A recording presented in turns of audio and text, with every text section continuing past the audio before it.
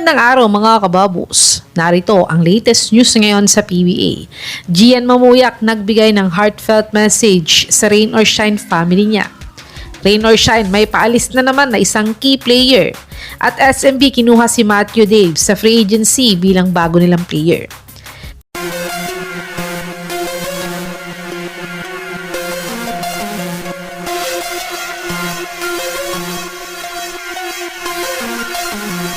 Natalo nga ang Rain or Shine ng 8 points sa Meralco Bolt sa score na 122-114.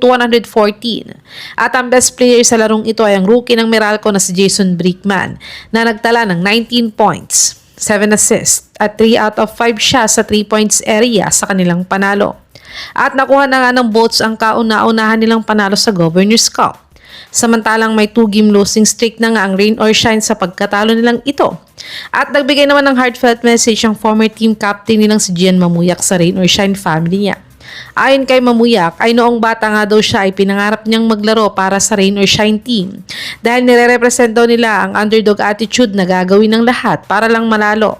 Kaya't natupad daw ang pangarap niyang ito at excited na daw siya ngayon sa next chapter ng buhay niya. Basta wag lang daw sila maghaharap ng Rain or Shine at mahal niya daw kasi ang Rain or Shine family niya. Kaya't good luck nga sa bagong journey mo sa Phoenix Super LPG Idol Gian Mamuyak. At dagdag na balita para sa Rain or Shine ay may key player na naman daw silang aalis sa team nila. Ang Rain or Shine team nga ay isang independent team sa PBA. Kaya't hindi sila kagaya ng MVP or SMC group na kaya magbayad ng malalaki sa mga star players nila o kahit role players lang sa team nila. Kahit ayon nga mismo kay Coach Yang Giao ay hindi nga daw sila nagmamadali sa extension contract ni Andre Karakot ngayon. Dahil kay Gian nga ay nagpapadagdag na ito ng sweldo niya kaya ito na trade. Samantalang si Karakot naman ay wala namang dinidemand na salary increase gaya ni Mamuyak. Sa tingin mga kababos, mag-stay kaya si Andre Karakot sa Rain or Shine o ititrade na lang nila siya? I-comment nyo na po yan sa baba. Tumungo naman tayo sa balitang kinuha na daw ng SMB si Matthew Daves sa free agency.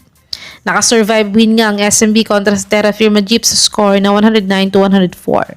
At ang best player sa larong ito ay ang super import nilang si George King na nagtala ng 37 points, 14 rebounds at 2 out of 5 siya sa 4 points area sa kanilang panalo.